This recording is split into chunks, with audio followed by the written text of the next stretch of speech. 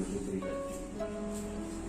Mungkin yang berdiri di belakang saya tahu persis ketika saya ngimami pada rakaat pertama setelah takbiratul ihram, itu tiba-tiba kaki saya ini ngoprok, tahu ngoprok, bergoyang-goyang tanpa bisa dikendalikan kaki yang kiri. Saya sampai berpikir, ya Allah, kalau saya mau dicabut sekarang, alhamdulillah pada saat saya sedang sholat. Dan kalau tidak, mohon dikembalikan lagi seperti semula. Terus kaitannya dengan orang tua dan anak, saya ingin sampaikan salah satu hadis Nabi. Nabi itu pernah ditanya oleh dalam surat, ya Rasulullah, apakah kalau orang tua saya itu meninggal, itu masih ada kewajiban saya sebagai anak untuk tetap pada orang tua? Nabi jawab, iya masih ada. Kemudian ada sahabat yang menyatakannya, Rasulullah, utangnya saya itu saya yang tanggung. Lalu Rasulullah mau nyolati. Dan sampai sekarang itu kemudian dalam upacara jenazah itu dikatakan kalau si A ini punya utang, utangnya sudah diambil alih oleh keluarganya. Ada satu riwayat kecil waktu Nabi Ibrahim alaihissalam itu didatangi malaikat maut, beliau ditanya, Anda mau apa ini ya malaikatnya? Saya akan mencabut nyawa Anda. Dan Nabi Ibrahim mengatakan, saya ini kasih Allah, masa kasih Allah dicabut, dimatikan. Bapakmu, si mbahmu ini sudah 72 tahun sekarang. 72 tahun berdasarkan dalam ijazah dakwah itu tahun 18 April tahun 50. Ini artinya dibanding usianya Kanjeng Nabi yang 63 tahun itu sudah dapat bonus. Berapa? 9 tahun. Dan Kanjeng Nabi juga pasal mati pengen asapnya mongso panen umat juga karena itu tidak 70. Saya 1.002, artinya sudah mendapatkan bonus. Tadi itu saya sempat merasa jangan-jangan saya mau dicabut pada saat sholat Idul Fitri tadi. Mungkin yang berdiri di belakang saya tahu persis ketika saya ngimami pada rakaat pertama setelah takbiratul ihram, itu tiba-tiba kaki saya ini ngoprok, tahu ngoprok, bergoyang-goyang tanpa bisa dikendalikan kaki yang kiri. Biasanya ini mau kayak pos, tidak sampai begitu. Tapi ini pada rakaat pertama setelah takbiratul ihram sampai selesai rakaat pertama menginjak rakaat kedua itu baru bisa diam, goyang-goyang terus. Saya sampai berpikir, ya Allah, kalau saya mau dicabut sekarang, alhamdulillah pada saat saya sedang sholat.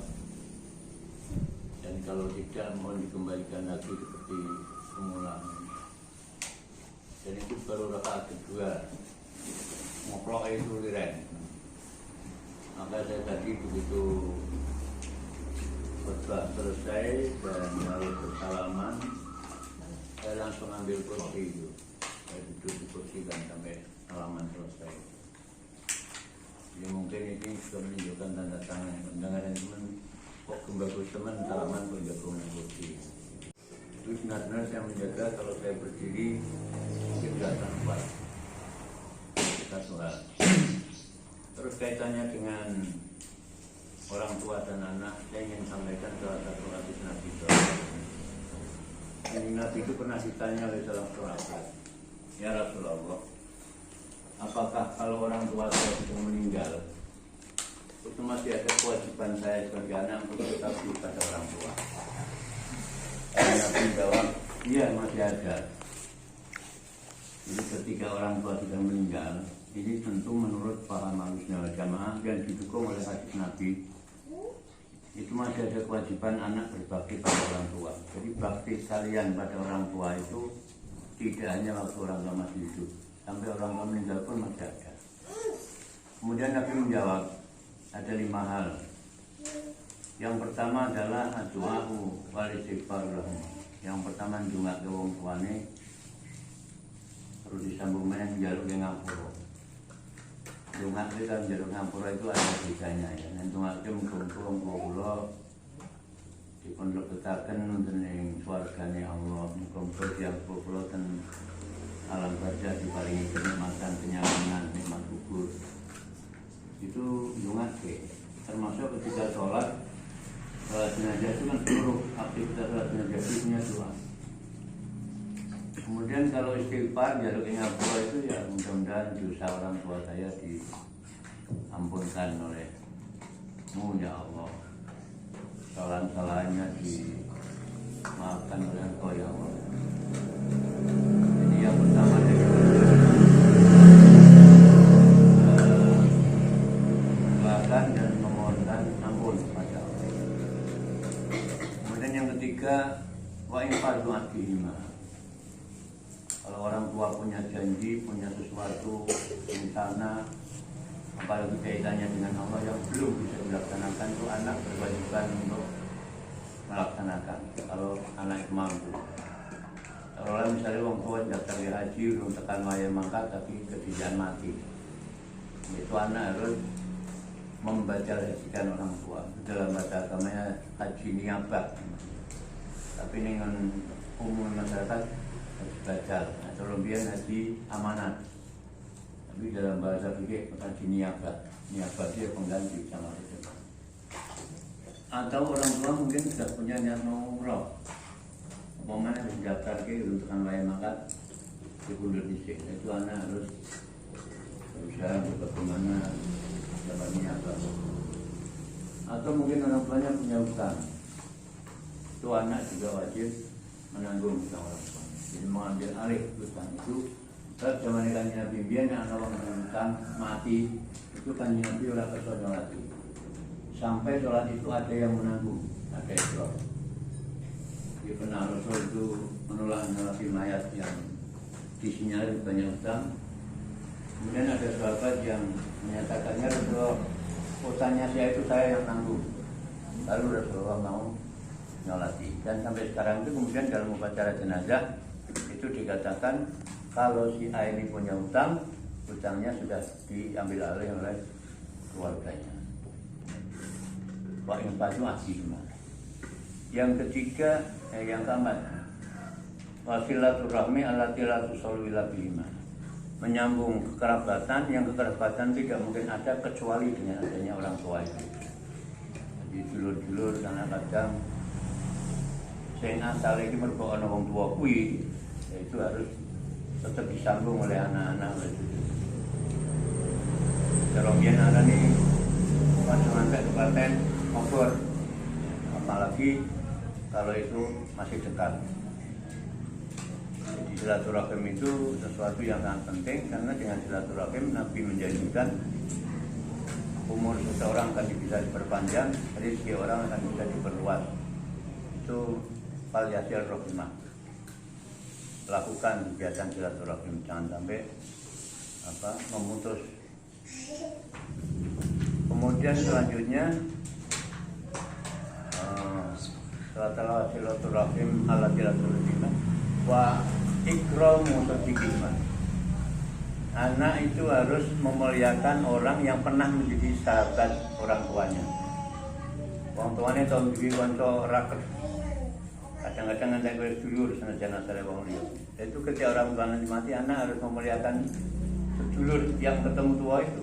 Jadi meskipun bukan saudara kandung, bukan ada nasabnya, tapi dia sahabat karib orang tuanya. Ya biasanya komunikasi itu bisa terjadi karena konco barengan haji misalnya, konco barengan umroh, konco barengan ngaji, atau konco barengan yang bergawe yang dekat. Itu ketika orang tuanya begitu akrab dengan orang tersebut, ketika orang tuanya meninggal, orang itu juga harus dimuliakan oleh anaknya, dihormati sebagaimana dia menghormati orang tuanya, karena orang itu pernah bersahabat baik dengan orang tua. Jadi dongake jaluk ngapura, terus nek ana urusan sing urung kelakon anak kuwi kudu lakoni.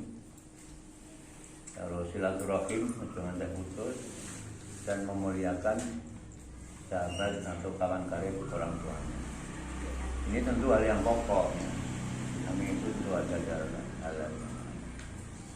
Ini saya penting sampaikan kepada kalian karena ya namanya orang itu nggak tahu kapan ajalnya, kapan meninggalnya. Meskipun zaman sekarang itu degan kalau kelompok itu hari degan. Degan kalau kelompok itu regane malah larang degan. Artinya apa? Orang mati itu tidak harus tua. Orang mati tidak harus sakit. Kalau sudah sampai saatnya orang berdiri dicabut. Kalau sudah saatnya orang berdiri waras ya dicabut. Ini satu hal yang harus disadari. Apalagi kalau orangnya memang sudah tua, hidupnya di dunia sudah lama. Maka saya sampaikan, dan ini penting karena setiap orang pasti akan mengalami apapun. Saya sering melihat di YouTube ada orang sedang sholat, tiba-tiba kemudian tersungkur. Kadang bahkan imamnya tersungkur dan kemudian meninggal.